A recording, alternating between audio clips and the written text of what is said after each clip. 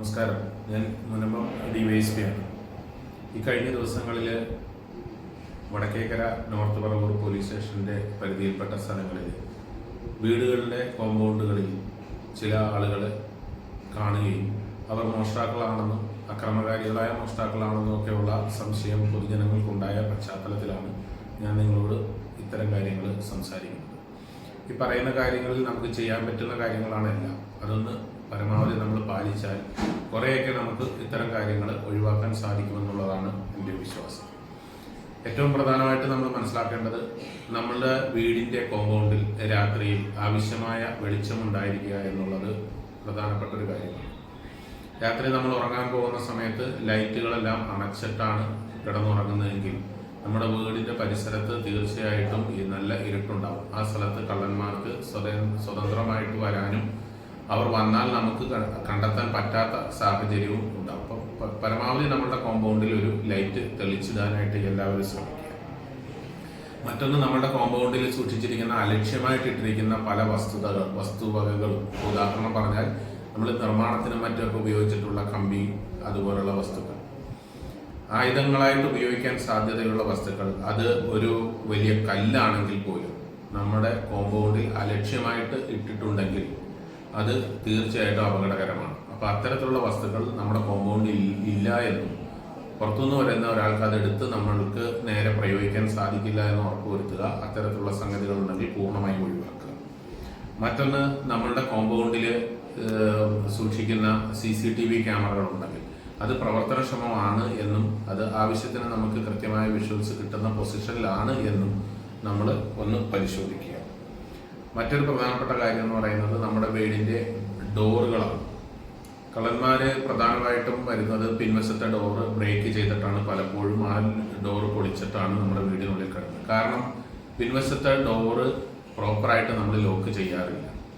കാലപ്പഴക്കം കൊണ്ടും മറ്റും അതിന് കേടുപാടുകൾ വന്നിട്ടുണ്ടാകാം. ടവർ ബോൾട്ട് കൃത്യമായിട്ട് വീഴാത്ത ഭാഗമുണ്ടാകാം.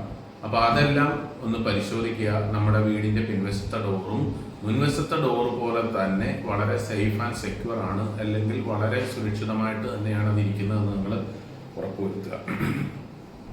അതുപോലെ രാത്രികാലങ്ങളിൽ നമ്മുടെ വീട്ടിൽ എന്തെങ്കിലും ശബ്ദം കേട്ടാൽ, കോമ്പൗണ്ടിൽ എന്തെങ്കിലും ശബ്ദം കേട്ട് കഴിഞ്ഞാൽ, അസ്വാഭാവികമായ എന്തെങ്കിലും ഒന്ന് നിങ്ങൾ കണ്ടാൽ പെട്ടെന്ന് തന്നെ വാതിൽ തുറന്ന് പുറത്തിറങ്ങി നമ്മൾ അതിനോട് പ്രതികരിക്കുന്നതിന് മുൻപായിട്ട് ചില കാര്യങ്ങൾ ചെയ്യണം. ഒന്നാമതായിട്ട് നമ്മുടെ വീടിനകത്തും പുറത്തും ഉള്ള ലൈറ്റുകൾ തെളിക്കുക എന്നുള്ളതാണ്. രണ്ടാമത്തെ കാര്യം, നമ്മുടെ തൊട്ടടുത്തുള്ള അയൽവാസിയെ, നമ്മളെ സഹായിക്കുന്ന നമ്മുടെ സുഹൃത്തുക്കളെ ഒന്ന് ഈ വിവരം അറിയിക്കുക എന്നുള്ളതാണ്. മൂന്നാമത്തെ കാര്യം, നമ്മുടെ പോലീസ് സ്റ്റേഷനിലെ ലാൻഡ് ഫോണിലേക്ക് ഈ വിവരം പാസ് ചെയ്യുക എന്നുള്ളതാണ്. ലാൻഡ് ഫോണിൽ വിളിച്ചു കഴിഞ്ഞാൽ പോലീസ് സ്റ്റേഷൻ കൃത്യമായിട്ട് സ്ഥലം പെട്ടെന്ന് തന്നെ മനസ്സിലാക്കാനും പോലീസ് പെട്രോളിംഗ് രാത്രി ഫുൾ ടൈം ഉള്ളതുകൊണ്ട് അവർക്ക് പെട്ടെന്ന് അവിടെ എത്താൻ സാധിക്കുകയും ചെയ്യും. കൂടാതെ 112ലേക്ക് എമർജൻസി നമ്പറാണ്, അതിലേക്ക് നമുക്ക് വിളിച്ചാലും ഈ സേവനങ്ങളെല്ലാം കിട്ടുമെന്നുള്ളതാണ്. അപ്പോൾ നിങ്ങളുടെ മൊബൈൽ ഫോണിൽ ഈ പറയുന്ന നമ്മുടെ സുഹൃത്തുക്കളായിട്ടുള്ള അയൽവാസികളായിട്ടുള്ള ആളുകളുടെ ഫോൺ നമ്പറുകൾ നിർബന്ധമായും സേവ് ചെയ്ത് നിങ്ങൾ ആവശ്യത്തിന് ഉപയോഗിക്കുക എന്നുള്ളതാണ്. അതുപോലെ തന്നെയാണ് അസമയത്ത് റോഡിൽ കാണുന്ന ആളുകളെ, അവരെ നമുക്ക് പരിചയമില്ലാത്ത ആളുകൾ, നമ്മൾ ജോലി കഴിഞ്ഞ് വരുന്ന സമയമായിരിക്കാം, മറ്റെന്തെങ്കിലും ആവശ്യത്തിന് പുറത്തു പോയിട്ട് വരുന്ന സമയമായിരിക്കാം, അപരിചിതരായിട്ടുള്ള ആളുകളെ കണ്ടു കഴിഞ്ഞാൽ ആ വിവരം നമ്മളത് ഒഴിവാക്കി വിടുക എന്നുള്ള ഒരു സ്വാഭാവിക രീതിയാണ്. നിങ്ങൾ ആ വിവരം ഒന്ന് പോലീസ് സ്റ്റേഷനിൽ ബന്ധപ്പെട്ട ഇന്ന പോലെ സംശയകരമായ ആരെങ്കിലും പോകുന്നുണ്ടെങ്കിൽ അല്ലെങ്കിൽ കണ്ടിട്ടുണ്ടെങ്കിൽ ആ വിവരം ഒന്ന് അവരെ അറിയിക്കുക. ഇത്തരം കാര്യങ്ങളിൽ നമ്മൾക്ക് ജാഗ്രത പുലർത്താൻ സാധിച്ചാൽ തീർച്ചയായിട്ടും ഈ പറയുന്ന സംശയങ്ങൾക്കൊന്നും ഇടവരാത്ത രീതിയിൽ നമുക്ക് വളരെ സമാധാനമായിട്ടുള്ള ഒരു ജീവിതം ഉറപ്പുവരുത്താൻ സാധിക്കും. പോലീസ് പെട്രോളിംഗ് പൂർണ്ണമായിട്ടും അതിൻ്റെ ഊർജിതമായി തന്നെ എല്ലാ രാത്രികാലങ്ങളിലും ഉണ്ട് എന്നുള്ള കാര്യം ഞാൻ ഒരിക്കൽ കൂടി ഉറപ്പു തരികയാണ്. മേലുദ്യോഗസ്ഥന്മാരുടെ പ്രത്യേക നിർദ്ദേശവും ശ്രദ്ധ ഇക്കാര്യത്തിലുണ്ട്. ആയതുകൊണ്ട് നിങ്ങളുടെ ഇത്തരത്തിലുള്ള ചെറിയ ചെറിയ മുൻകരുതലുകൾ ഈ പ്രശ്നങ്ങളെയൊക്കെ നമുക്ക് അഭിമുഖീകരിക്കാനും അതിനെ തരണം ചെയ്യാനും സാധിക്കും. ഈ മുന്നൊരുക്കങ്ങളെ നിങ്ങളൊരു ശീലമാക്കുക എന്ന് മാത്രമാണ് ഈ അവസരത്തിൽ പറയുന്നത്. നിങ്ങളുടെ എല്ലാ സമാധാനപരമായ സുരക്ഷിതത്വപരമായ ജീവിതത്തിനും പോലീസിൻ്റെ എല്ലാവിധ പിന്തുണയും ഈ അവസരത്തിൽ ഒരിക്കൽ കൂടി പറഞ്ഞുകൊണ്ട് നിർത്തുന്നു. നന്ദി, നമസ്കാരം.